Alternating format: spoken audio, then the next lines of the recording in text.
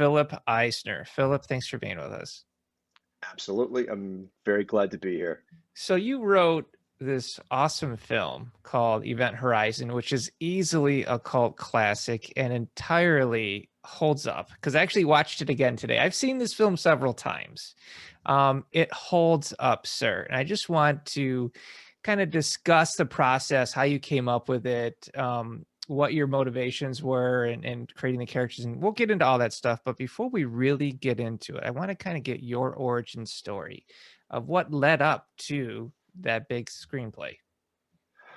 Wow. I mean, I mean, origin is a complicated thing, and I think one of the things, if someone's had a difficult life in many ways, the origin story becomes very clear when you see people that have overcome adversity, and that makes it in some ways easy to understand the the events that shaped them. I think of, I'm just taking Oprah Winfrey as an example because I think her life as a public figure is very well documented and just had to overcome enormous hurdles on her way to achieve, Right.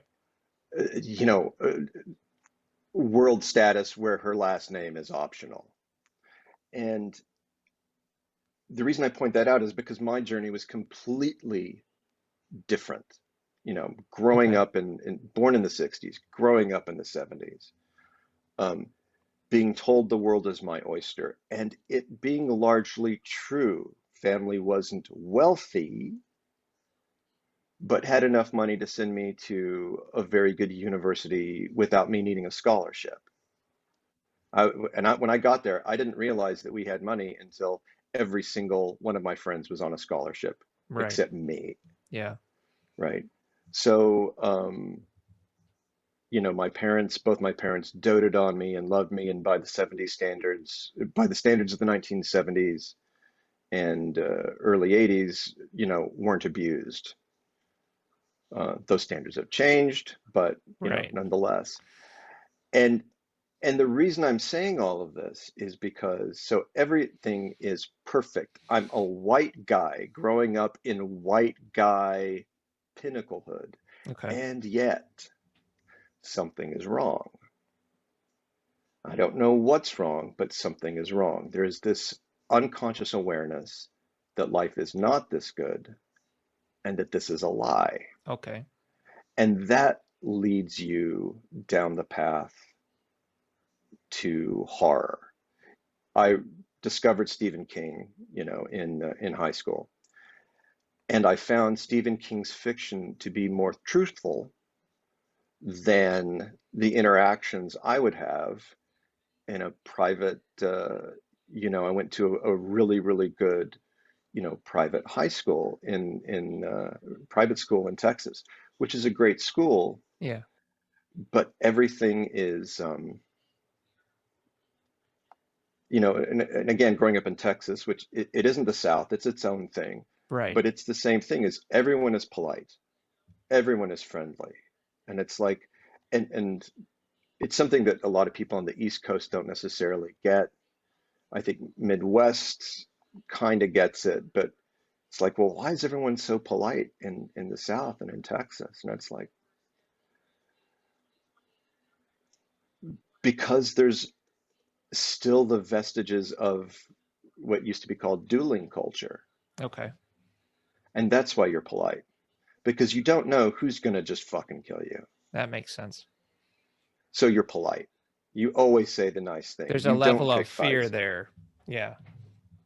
Yeah, no, I've never gotten nervous at someone yelling at me in a bar. I have gone nervous when the person who's upset gets quiet Okay. and then walks out of the bar. And then I'm going out the back because it's like he's going to his truck and I Right. know what he has in his truck. Okay. I'm out of here. Um, so the idea of horror, what I think draws a lot of people to horror is just you're trying to it gives voice, it gives form to sort of nameless dread. Right. And I think that that's something that, you know, I experienced because I couldn't put a name to it. Whereas, for example, my father was a war refugee. You know, my father never understood why I was so into horror. He hated horror, but he lived through the Blitz. You Right. know, he lived through the family leave, literally running for their lives in Eastern Europe. He lived through the Blitz. He lived through war. He only wanted comedies. I mean, that's what he liked. Right, because he was familiar with it. Yeah, it's like, wait, I don't need horror. But also to him, horror had a face. Yeah. He knew what horror was. This is horror. Yeah. And I'm kind of like, Dad, you've made everything fine. You've made this perfect environment to keep the children safe and keep the wolves away and all this and but the wolves are still there. Yeah. And then you start digging beneath the surface and it's like, oh yeah, no, do monsters exist? Of course they exist. And we tell our children monsters don't. And then it's like, okay, step away from that. And it's like, let's go to Leopold and Loeb. Let's go to Ted Bundy. Let's go to the guy who built the hotel for the Chicago World's Fair back in Oh the day. yeah. The The White Devil in the City. White City. Yeah. Yep. Devil in the White City is the book. Um, Holmes was you his know, name. yes, yes. Monsters are absolutely real. Yeah.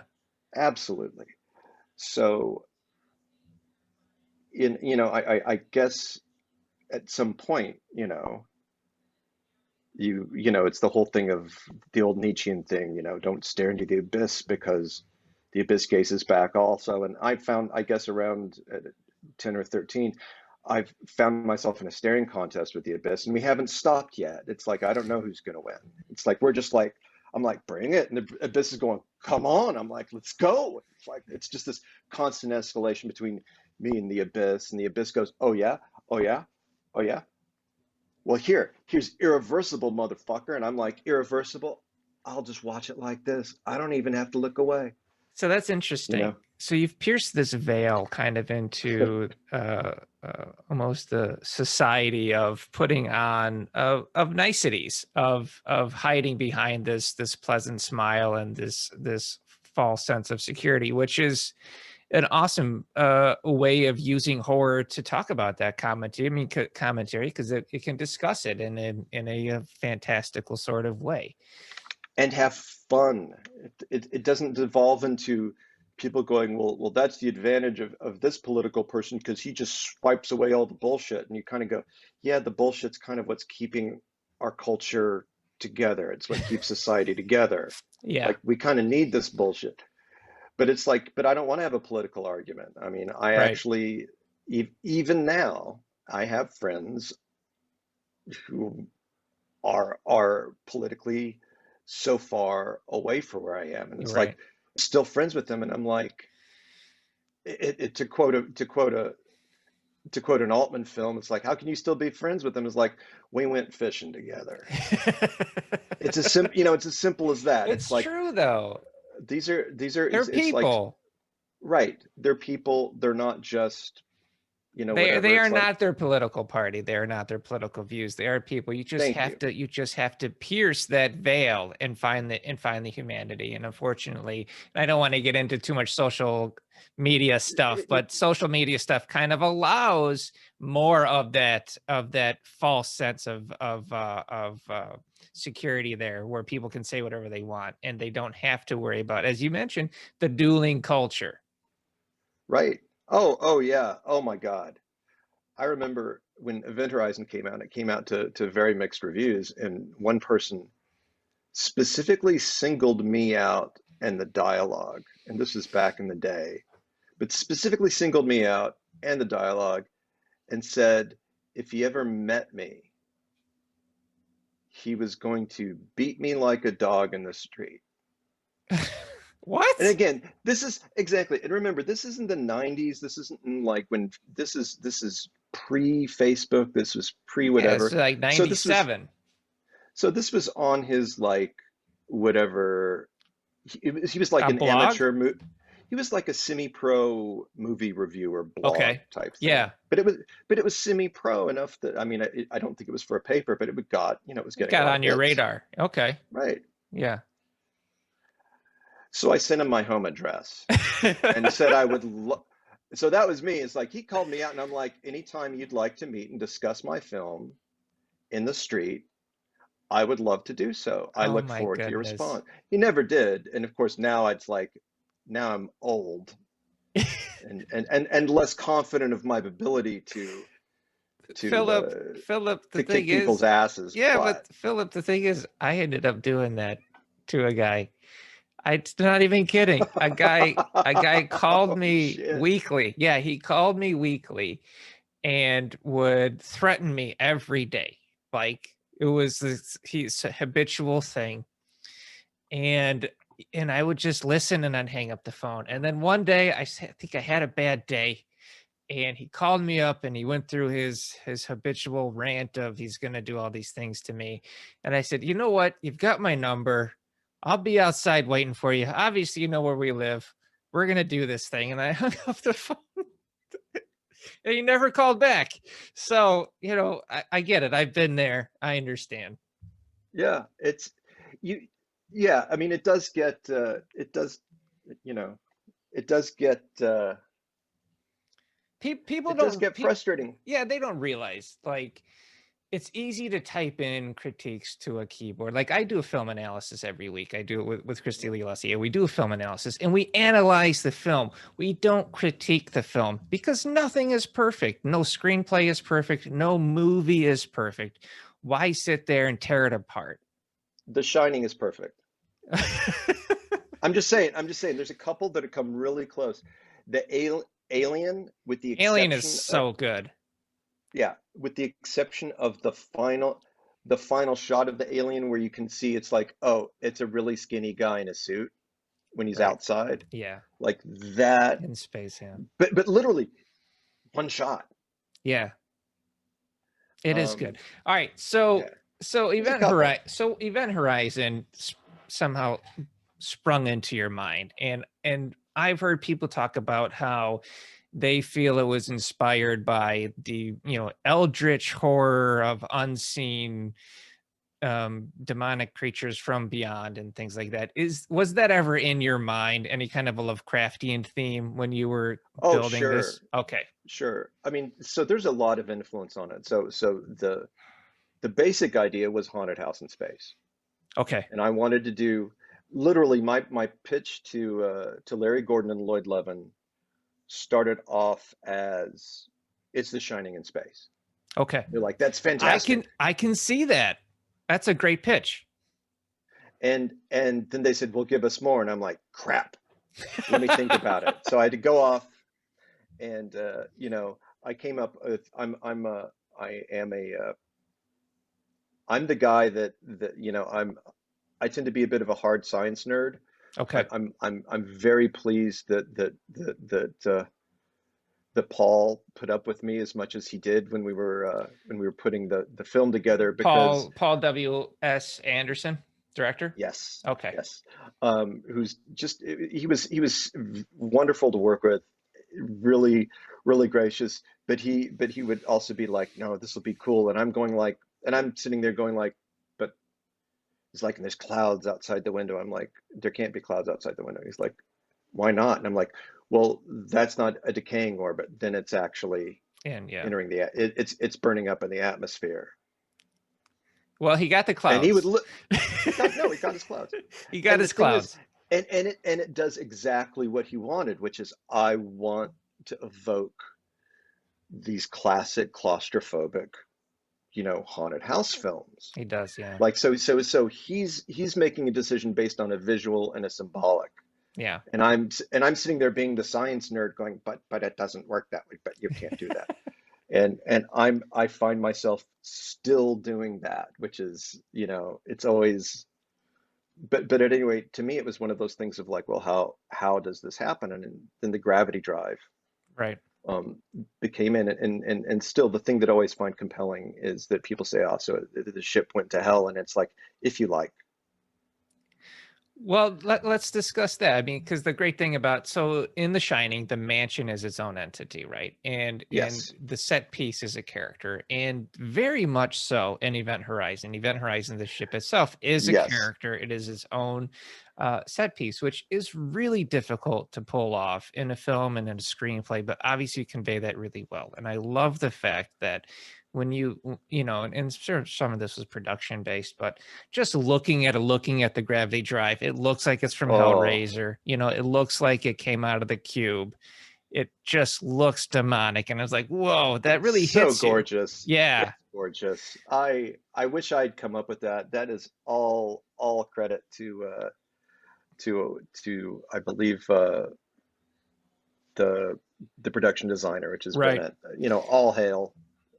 Well, That I can't take any credit for hell of a the way job. it ended up looking. It's I remember seeing it and just, my jaw hitting the floor. Like it's such a play. I mean, one of the greatest things, I'm sure other writers have talked about this, like why so many writers become directors. It's because, that was made might have been good, but it wasn't what was in their head. Right. But one of the pleasures of being a screenwriter and not directing and not doing anything else is those moments when you're looking at your film or you're looking at what they're doing and it's better.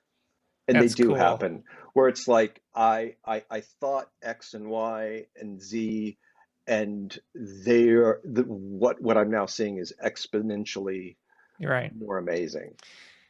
That's why this is a collaborative art, man. Yeah. That it's not just all us, it's not just all the director. Everybody comes in together and makes this really cool piece of art. And so you teased me here. So you said, that the Event Horizon might not have gone to hell. So what is as the Oh, writer of this, what is the interpretation there? well, my attitude here, and and not to do a shameless plug because it's not out yet. But Plug the away, but the, but sir. but but I think the TV series is also, and again, it's not this distinctly, but it also is riffing on this idea, which is the way I always thought of it was that the human mind evolved in to experience time and space a very specific way. We experience linear time. Does that mean time is linear? Dunno. Right, of In the course. same way that we say time and space, and as Einstein proved, they're just one damn thing. It's one thing that we experience multiple ways. Okay. We experience a four-dimensional universe, and there's evidence that there's a lot more than Yeah, four dimensions. right. A lot of evidence. Like someone, this is an aside, but you may cut for shortness. Someone did an analysis of bee dances because the bee dances how they communicate, Yes, yes. and no one could ever figure out what it did until they someone who's like got a degree in math and is crazy enough to do this, which means it's a very advanced degree in math, analyzed the bee dances, and the dances work perfectly in six dimensions. It's messed up. Yeah, it's just like what the yeah, but it's like, well, if you're a bee, you're small, and again, so there's stuff that's going on that we have no comprehension of. Right. So the idea that you're going to fold space, Yeah. that's going to have an effect on the human mind. It may not be evil with the capital E, but it will destroy the mind. Okay. Human brain can't comprehend it. Um, it's the equivalent, I would say it's the equivalent to if anyone's ever had, not that anyone would ever do acid or smoke marijuana. You're talking like ayahuasca stuff here. I don't know. I've heard about such things. I personally, but the point is All that right. anytime you mess with your head, there's the possibility of a bad trip. This is a bad trip. Okay. It's one thing to see a Gaspar Noé film that's 2 hours long and you can handle it because you know it's a movie. Hmm. But I think if you were watching a Gaspar Noé film and it was on a loop and it was your reality, I Gotcha. think the strongest person would break. Yeah. And that's kind of what, you know, manipulating space-time could be as simple as putting in a lens distortion and giving you nausea, right? Right. Or you start seeing ghosts, you start seeing things from the past, you start seeing things from the future, you start seeing everything. If you treat time as holographic instead of being linear, now you're experiencing everything at the same time. Interesting. So And it would drive you it would mad. drive you insane. Yeah, because there's hints in there that the people that are died are still their souls are trapped in the other dimension. Right. There's hints that the event horizon itself is possessed by a different dimension. So it's multi-layered. Right. And again, it's like, and this goes to the thing of the ship being evil with a capital E. Can it be seen as being evil with a capital E? Well, from a human perspective, absolutely. Right. In the same sense that a hungry tiger who is old and learned to hunt humans is an evil tiger to a human. But what's the tiger doing? Right. I, It's doing its I'm job. hungry. Yeah. I'm hungry. I'm a ship. I wasn't sentient. I went through this thing. Now I'm sentient. And oh, there's a feeling in my body and it's ow. And oh, there's these little things running around me, which are Right. energy sources. Oh, if I make them afraid, I, ooh, though that feels better. Oh, oh, they're all gone. I need more. Where did they come from? Well, I'll go back to where they came from. I'll pick up some more. I'll see if there's some Fascinating. more. Oh, some more came. Oh, good. Oh, this just it's yummy in my tummy. This is a great Mm, breakdown of Event Horizon from the ship's you know, perspective. yeah, no, it's like the ship's not evil. Yeah. You heard Weir. She's beautiful. She's Interesting. beautiful, Yeah. like a she's It's a gorgeous. matter of She is it's a gorgeous. matter of perspective. Yeah, I Yeah, got you. yeah, So the Weir character was fascinating because he's a Sam Neill plays him. yeah. So he's a broken man, right? Who ignored his wife and she took her. I'm sorry, guys. This is spoilers. If you haven't seen Event Horizon, first of all, shame on you. That's Uh, also 19. It was in 1997. If you were gonna seen it, you would have seen it by It's now, so I would good. think. It holds up. So so she takes her life and that haunts him, and we learn that later on, which is a really nice revelation. And so where everyone else are tortured by their past, like Lawrence Fishburne and the doctor and her child, um, him not so much. He's pretty much all in. He kind of takes the promise that the ship offers and almost becomes like a I'd say like an avatar of the ship. Yeah, in fact, I was interesting. I was thinking of the Shining example, and it's like we have our Lloyd character, and our Lloyd character starts off as, you know, this beautiful, mysterious um, dead woman, Right. and there's a handoff between the two of them. Yeah. Hand off, eyes out, whatever, you know. Well, let's talk about that. Yeah. So I mean, it makes a lot of sense if the Shining is the template here. What is the fascination with the eyes? So they're ripping out the eyes. I'm thinking see no evil, but obviously you probably have something more going on there. In all honesty, it's one of those things that, and this happens, I think, more than writers will try to admit. A lot of times writers will go like, well, obviously, you know, I tore the eyes out was a reference to the edible complex and Right. I blah blah was blah blah. yeah. The truth is, I was looking for a self-destructive act Okay. that would keep him present. He can't kill himself like everyone else. I want him to become the ship. He Gotcha. becomes the avatar for the ship. So he needs to do something extreme. Oh, like an Odin type of a thing, ripping the eye out, sacrificing the Right, eye. Oh, okay. right. Which is funny. I didn't think of that, but that is actually a symbolic thing that was closer. But a lot of it, again, some of the choices are made literally because they're disturbing. And so it It had to works. be, yeah, and it had to be this. And then after I'd already made the decision for him to rip his eyes out,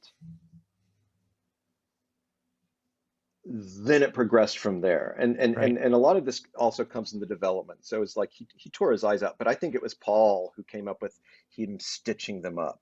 That's messed up. You know, the like, and again, it's through the development process. I don't know if um, where we're going, we don't need eyes to see. I Yeah. don't know if I don't know if that was. I don't know if that's in the original draft or if that's in a Okay. rewrite. Yeah. Um, Well, he says that line and then immediately starts playing with the computer console like he can see it, even though he has no eyes. yeah, So the giveaway there is like, yeah, he's already seeing through the ship somehow, which is kind of freaky. yeah. And also, I love, and it's that thing is like, well, is the ship letting him see? Does Exactly. he just, does he know the ship so well that he's home? I mean, Right. and one of the things about horror, I think in good horror, um, okay, so this is a weird analogy. I think if someone had to say, what's the difference between a horror film and a thriller film? Okay. I would say that a thriller, even though it may have supernatural overtones, everything has to line up. Right. Yeah, it's the chase Everything and has it's to the line up, mystery. Yeah, of course. but everything has to be true. So you can interpret Silence of the Lambs through a thriller lens, Makes sense. um, or through a horror lens. I mean, my favorite version of Silence of the Lambs, it's like, oh, it's an FBI agent who's trying to catch a werewolf, but she needs a vampire cell to do it. That's a great, And when you think yeah. of it, well, he feeds on people's pain. That's why he became a psychiatrist. Right. He's a Right. werewolf who's trying to change their skin. No, that's a great But his analogy. right, so well, and it works. But the reason it's a thriller is because everything lines up. This is set in the real world. There's nothing supernatural about it. Right. Um, a In a weird way, the minute things can be both things at the same time, where you go, is it this or that? And the answer is yes. Okay. And the rational mind is going, no, it can't be one. Right. You know, again, The Shining, it's like, You're you're instilling some conflict within the audience and demanding a leap of faith. well, it's a leap of faith, but also you're pulling the rug out from under how the world works. Okay. You were the caretaker here, Mr. Grady, i.e., I understand what's going on. You're a ghost. And Grady's response, no, you are the caretaker. Yeah. You've always been the caretaker. I should know. I've always been here. And then it's like you're sitting there going, ah, oh, that makes no sense, but it is uttered and stated as an absolute fact. Right. And now the audience is, I like a ghost. Oh, this is the ghost of the guy who killed his family. We can get our head around. Yeah. But now we're in a, you know, we're somewhat paralyzed in doubt. Yeah. And this is, and the construction of it becomes very important when you try to do if any film, but horror films I think are the only ones that actually make this effort. If a horror film does this in the first act, you destroy the film. And the reason you destroy the film is because now things don't make sense and everyone's going like, that's Yes. stupid. No, that's yeah. But if you can delay and if you can delay it until this into the latter half of the second act, you can start bending. In fact, my biggest problem, and this was, and I really, this is a film that I like, so I feel comfortable giving some negative response. My biggest, my biggest problem with Hereditary, which on one hand is isn't it's an absolute symphony of horror, and Right. the visuals, the photography, and everything is so good. But when she threw the book in the fire and her husband suddenly exploded into flame, I was just And I had to say that as a writer, like even though I loved the visuals that transponded, Right. I was lost at that. Like I was no, I was completely disengaged in the story. I was now in the you're making it up as you go along Right. because there's nothing here that set up the tie. There was no tie between the book and the No, you husband. have to foreshadow it, man. You have to set it There, up. I there, mean, there, there's no there's payoff otherwise. right. And what frustrates me is when I look at a film that I really like, and I'm like, I really wanted to, it's like I see films that I want to love. I had a similar reaction with The Last Exorcism, the found footage film, Okay. where I thought it was as perfect an example of that genre you could have. And then in the last moments, it went for a twist, and I'm like, you didn't need a twist. I didn't need like, why are you going for a twist here? I always wonder if those You are like, producer notes, man. I always wonder if those are producer notes. They throw it in like give me a twist and they kind of twist the but like I think if you I never, mean because you're what? You never know. you never You know, never but know. you're really talking about the psychological aspect of horror, which is great because that needs to be included in a quality horror film. And I think of something like The Lighthouse, for instance, with Pattinson. I mean, that is Yeah. foreshadowing, it's artistic, it has moments scary, and then it shows the evolution, the devolving of humanity, in a really great way. And then it speaks about all kinds of things about like toxic masculinity, all kinds of cool things. And you can throw that into horror and still have a solid script. You don't just have to have people tearing people apart. And I think Oh, that's what you've nailed in Event Horizon. thank you very much. I mean, it's one of the things it was, for anyone who's an aspiring horror writer, I don't know if it's been in and out of print, but you've got to pick up Stephen McKean's Dance Macabre, which he wrote years and years ago, but it was his nonfiction book on horror films and horror literature. Right. And it is an absolute required reading, but he's talking about his own work, and he says his goal is to create dread. Yes. If he can't create dread, he'll scare you. And if he can't scare you, he's not proud, he's going to gross you out. It's like you have all It's a these tools. trifecta. No, but it's true. It's like it's Yeah. one of those things that, and this is not so. It's one of the things that I always argue. Whenever we get, and this happens in any sort of post production sequence, or rather, once a film is greenlit, um, everyone is rightly so sitting there going, it's one thing to spend X amount of money on writers to develop a script, but now that we're actually spending money on the actors and the cast, there's a tremendous pressure on everyone involved. And Right. so everyone suddenly starts questioning everything. And there's this huge concern that the audience won't get it and the audience won't understand. The Okay. audience won't get it, the audience won't understand. And Did that I'm not proud of saying this, and this is probably trigger warning, culturally inappropriate. My response is always, do we have a decapitation? Do we have gore? Do we have this? Do we have nipples? Do we have a butt? Because the whole thing is, if, and I'm using Event Horizon as an example, we have spaceships, right? we have buckets of gore, we have a very sexy topless woman. Yes, she has no eyes, but she's sexy and she's not wearing a top. The people who aren't, well, not the people, the guys who aren't going to get this are going to love this film anyway. Why? Because we're blowing people up real good. Cool spaceship. Look at them titties. Oh my They're goodness. happy. They're happy. Let's not worry about whether they understand it or not, because by the time you get the kids in the back row of class who are throwing gum at the physics teacher, Right.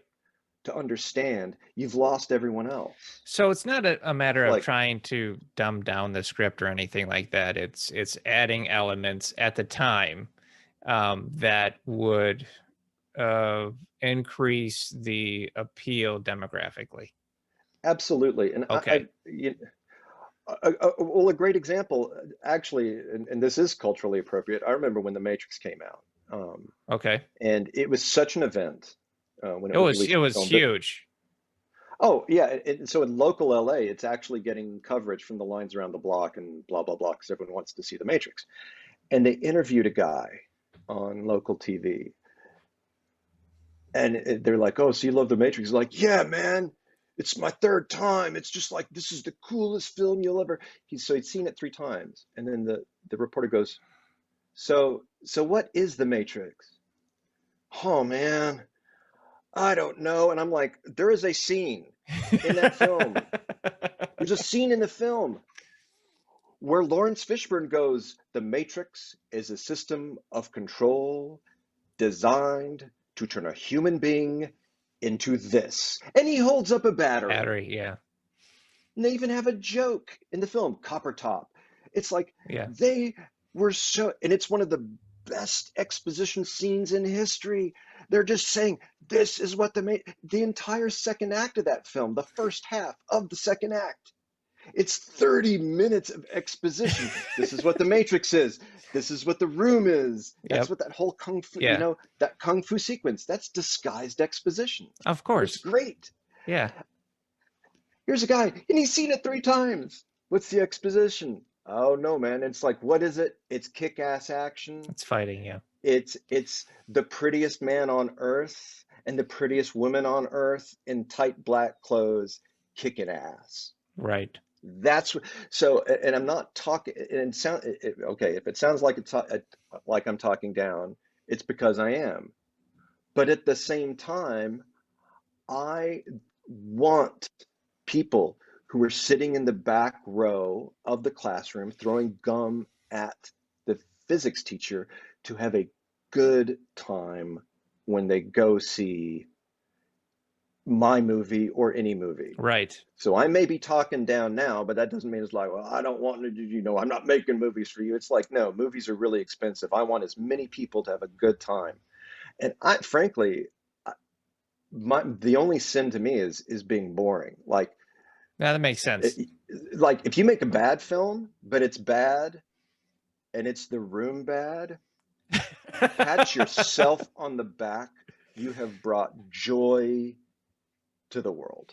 Yeah, because they'll find entertainment in that. But if you write something pretentious that nobody gets and you can't entertain them in the process, then you've lost And then they're everybody bored. anyway. Yeah. No, I get Yeah, what you're you're saying. bored. Yeah. It's like I just saw, and it's funny because this doesn't really count because it's intended to be campy. Okay. But one of my favorite films of recent time, and I admit it, it's like, and it's this big trip down nostalgia lane for me. Psycho Gorman. I just interviewed him. Laughed my ass off. It was just so much fun, and it was such So an good. homage. Yeah, and it's kind of like, and someone goes like, "Well, what is it?" And it's like, okay, so it's kind of Power Rangers Yes. it's Power Rangers meets Guar. I, It's like, I just had the writer director on the show. His name is Steven Kostansky, and yeah, he described it as absurdly awesome. And I was like, yes, that is your that's movie. that is that's totally it. It's so good. It was just fun. Um, so I mean that's a bad example, but there are films that are done. I mean that's why I'm like horror films. Yeah. Horror films are either really scary or they're really funny. Um, I think the hardest genres are comedy and drama because if you make a drama and it doesn't land, it's boring, and if you make a comedy and it doesn't land, it's boring. Right. Well, I If want you go ahead. action and if it doesn't land, that's a comedy. You know. Yeah. No, I could see that. I want to ask you something though, because Sure.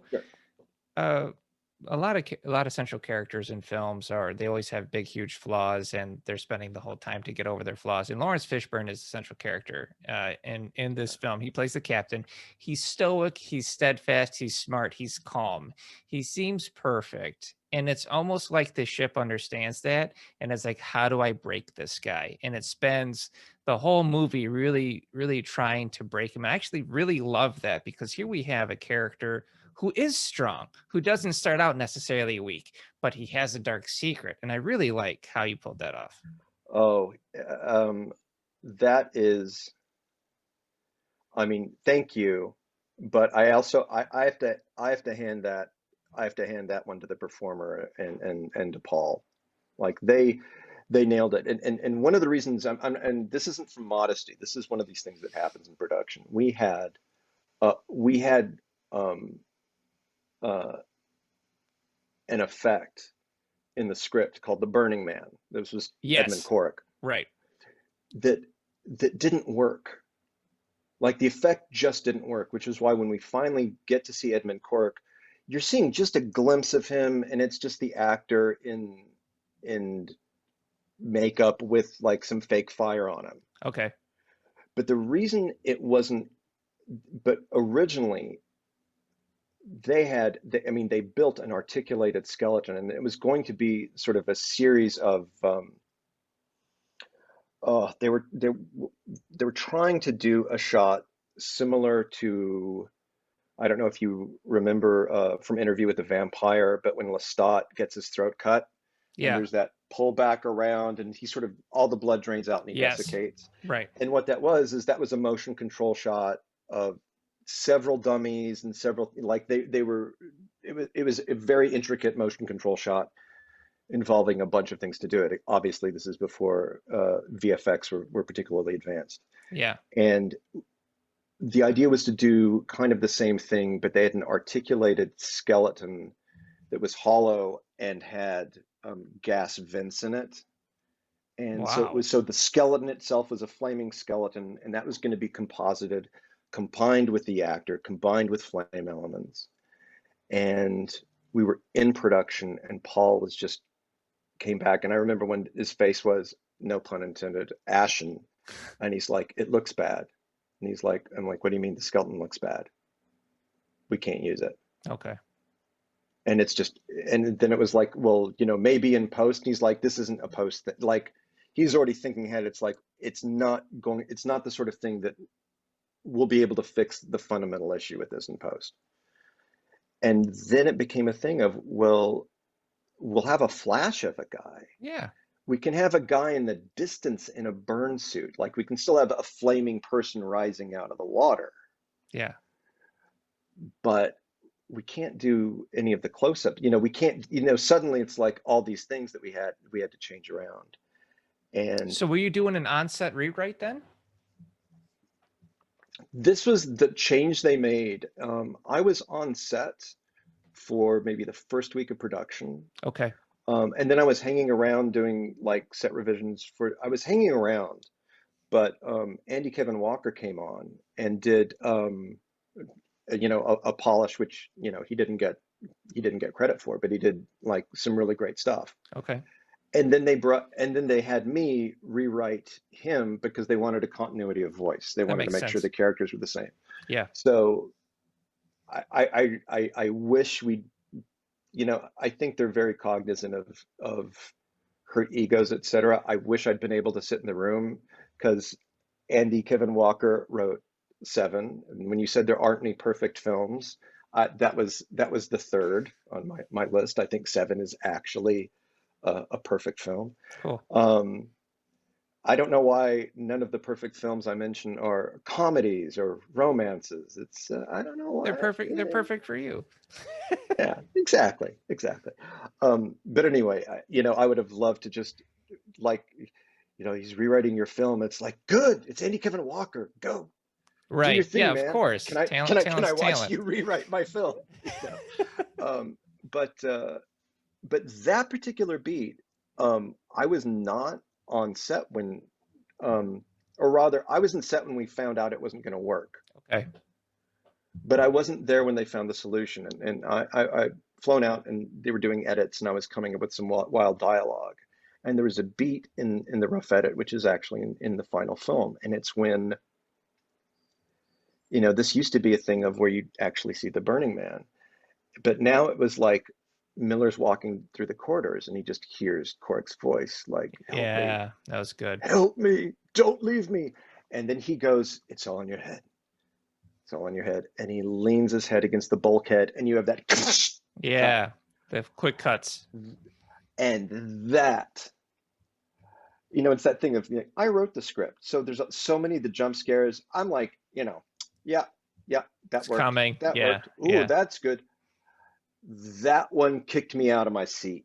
Awesome. That one, I was literally one of those, like, the Monty Python routine of the whee, they just fall out of the chair. I was like that. I was so, and I'm not a huge fan of jump scares, like, to rely on as like, ooh, we gotcha. That one was a jump scare, but it was so rooted in character. Yeah, it was And unexpected. again, right, and it was brilliant, and it came from the fact, it's kind of like, again, our shark didn't work. Yeah. And this is an advantage of, like, well, maybe it wasn't such a bad thing that the shark didn't work. It made it even better. Yeah, because it's like once again, the more you see the monster, the more time you have to see the zipper. Exactly. Oh my God, what a great point. I love that. So are you working on converting Event Horizon into a TV show? Is that what's going on? I am not involved Okay. in the adaptation. There is an adaptation going on. I'm spacing on the name of the guy who's doing it. Okay. But if you IMDb him, his current writing credits are like the Matt Reeves Batman film, Oh, cool. and he's got directing credits also out the wazoo. He's Okay. wildly talented, and I have been told his take, and his take is mind blowing. Oh, It's good. one of those things of there's that thing of, if there's always that thing of like, oh, I want it, it's mine, and Yeah, I it's your want to do baby. it. And can't I? Then he's like, well, he's doing this, and you're like, oh, holy fuck. Yeah, do that. That's, it's really, really cool. So, I'm with all of these, it's like, it's good film, good television. I'm saying this as I'm saying this. It's weird to say this as an atheist, but it's like, great films and televisions are made by God. And it's like, if you're Okay. an atheist, it's like, yeah, but if they're made by God, it's like, you can do everything you can to make your films Yeah.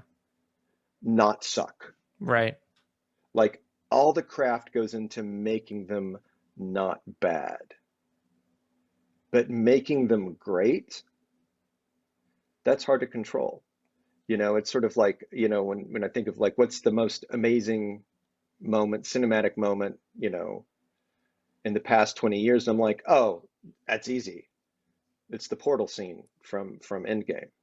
And some goes like, what makes that the most amazing scene? It's like, that's a decade. Yeah, it's 10 years of That's a payoff. decade of films Absolutely right. building up towards this moment, and it works. Oh yeah. So works.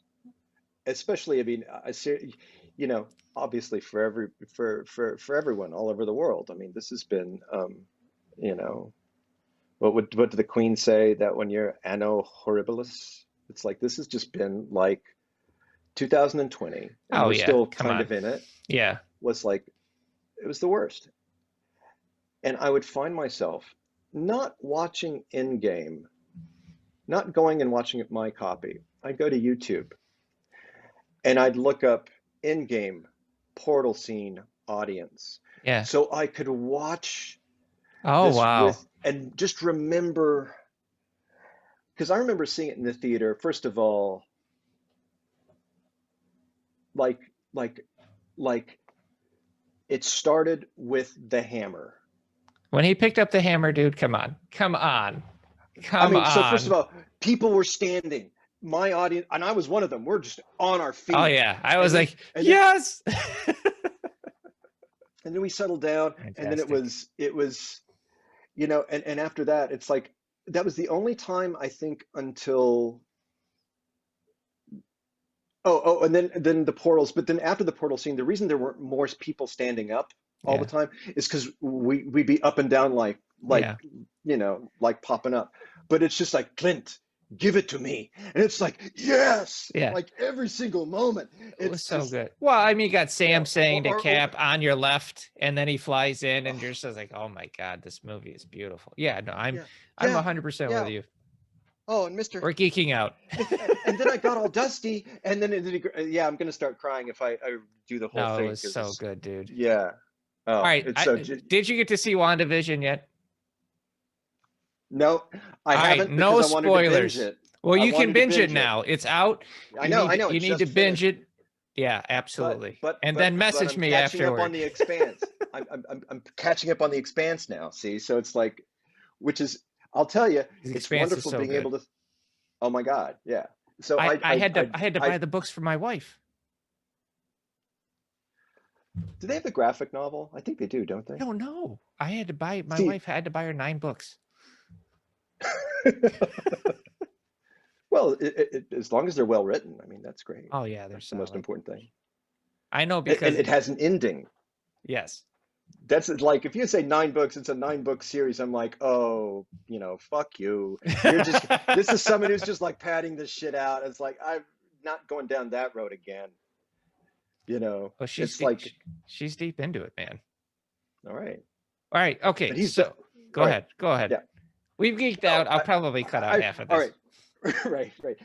I just want to, if you want, I can loop back to your Lovecraft question. So the influences on me specifically, you know, I grew up reading Lovecraft, Oh, so I'm okay. Hold very on. aware of If that. we're looping all the way back to that question, okay, I got to set you up on it then, so All that it right. actually makes sense. All All right. right. So we got distracted for most of the episode. So was there a Lovecraftian theme specifically? Did you work in stuff from Hellraiser? Were you? I mean, you were influenced by The Shining, which is, now that you say Right. that, obvious, and I can't believe I never even caught it, which tells me how good you were at making this thing original. Thank you very much. And answer yes. So Lovecraft, the horror that happens off the page. You Right. know, it's all about the human reaction.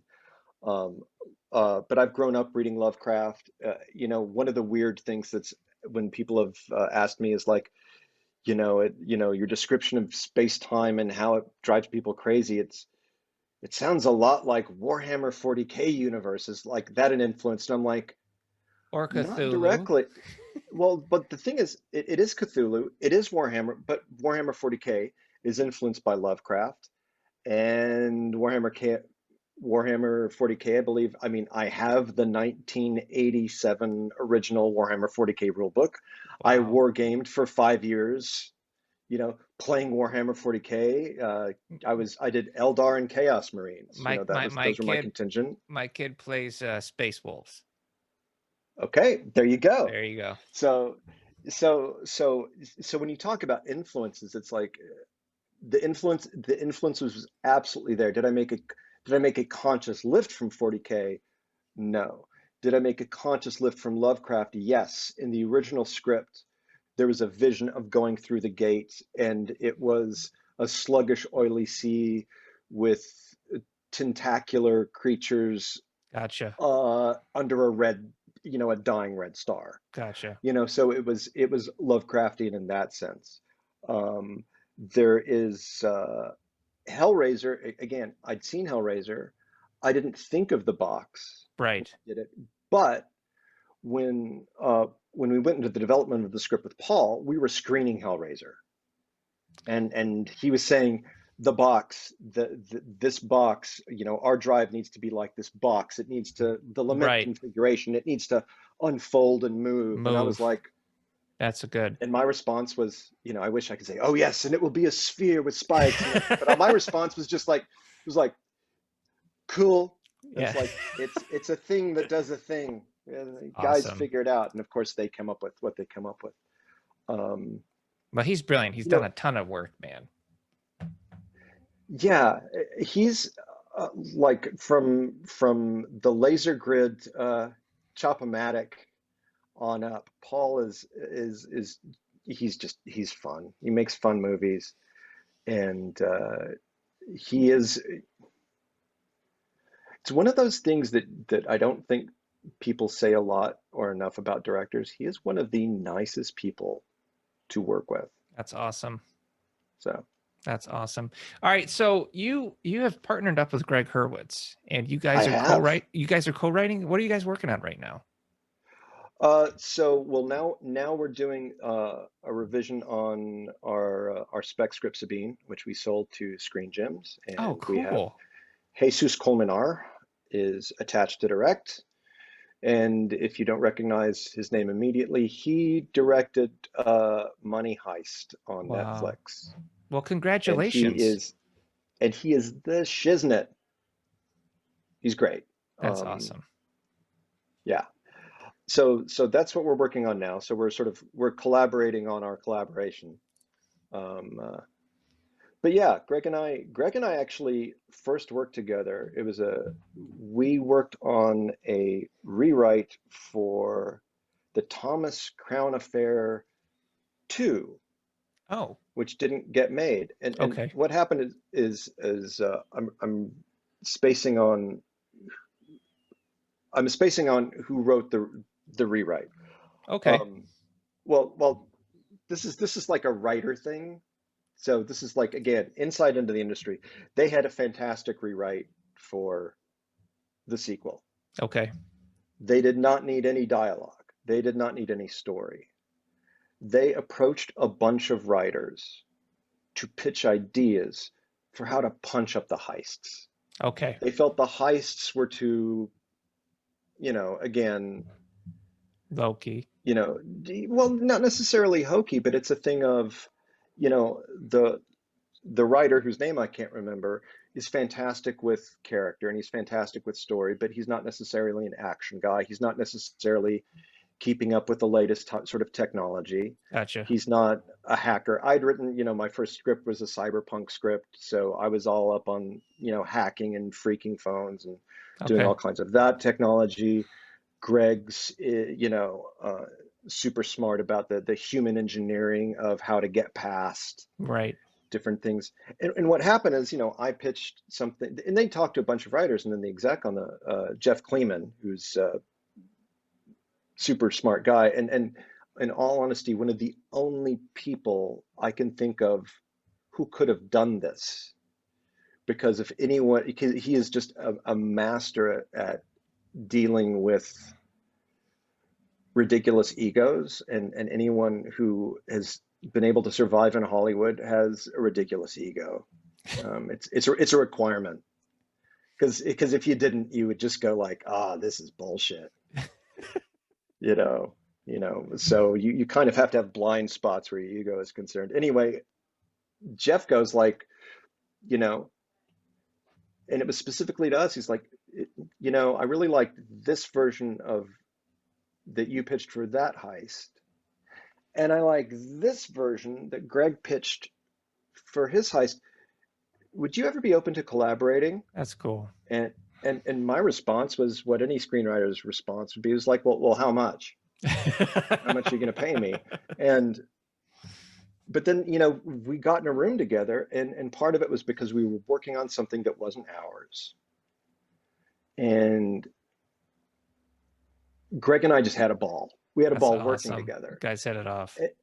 Yeah, and we became like legit friends after that. And one of the things was, then we didn't work again together for years. We were just friends. We'd hang out Right. and do stuff. And I have the honor and privilege of reading being an early reader for Orphan X, Oh, so I that's know cool. what's going to happen like 2 years before everyone else does. Ha ha. And I'm not telling a soul. I'm not worried about Greg but Evan scares the shit out of me. So I'm gonna just It's awesome. so I can't tell. Um, and then what happened is I was writing a script. I'd come up with this concept, Sweet Girl, and I'd written the first act, and I sent it off to Greg, and I'm like, "What do you think of this?" And it was the first act, and then it was like a second act, third act, like notes of what I was going to do in the second and third act. Cool. And he said, can we meet for lunch? I don't want to say this over the phone. I'm like, yeah, And you're like, oh, he hates it. yeah. And I came in and sat down and was like, we're having a lunch. He's like, so here's the deal. Um, the first act's brilliant. I think it's really brilliant. That's cool. Where you go with it from here will turn it into another brilliant Philip Eisner writing sample that's too dark to get made. Interesting. It's too brutal. And you're making choices. I'm like, well, so what do you do? And then he pitched me a version of my idea that kept all the themes there with this completely different twist. And I was like, wow, that's really, and I was That's like, wow, awesome. that was good. It's a good friend. That's great. And it's commercial. And then I paused and I'm like, do you want to write this with me? And he looked at me to the side and I'm like, here's the deal. I know me. I will take your idea. I will start writing this and the story's going to curve all the way back around to what I was doing. It's like, because what you're pitching me is different enough that there are elements here that are not instinctual to me. Yeah. And his response was, I was really hoping you would say that because I think this would be a lot of fun for us to work on together. Aw. And that was it. And that became Sweet Girl. And we got it to a producer who got it to Jason Momoa. And that was a slam dunk at Netflix. So And Jason that's in Momoa is post now. attached to it now? Yeah. Oh, Well, that's no, amazing. it's been It's in shot? post. Oh, wow. Oh, yeah. It's in post at Netflix.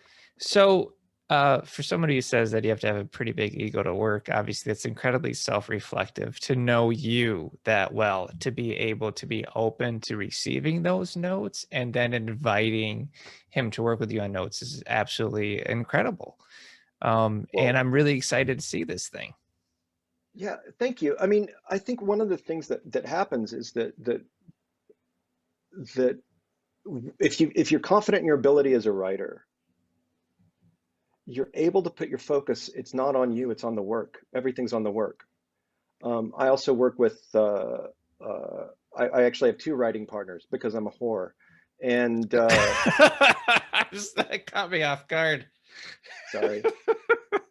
Good, go ahead. Well, I'm a whore because, you get paid. If you get paid, you're a whore. Right. So it's like, I got it. It's one of those awful things. People always go like, oh, because when I'm teaching, people's like, well, I don't want to sell my vision. I don't want to sell out. And I don't want to sell out. And I'm like, that's the point. We're talking about screenplays. Why are you here? You're here to sell out. You're here to sell your craft. Yeah. Any writer is getting paid to do something they would do for free. It's true, right? Man. So yeah. It's this thing of you're here to sell your craft. You don't want to be. You're not looking to get married, and you're not looking to give it away for free. Yeah. You're looking to be a well-kept courtesan who's paid for their time. You're paid for the time to do your craft. That's the goal. Philip. So anyway. Thank you for being on with us. This has been an absolutely incredible conversation. I really appreciate all of your insights and honest takes on the industry and some amazing tips. And it's just been absolutely incredible, sir. Thank you so much. Absolutely.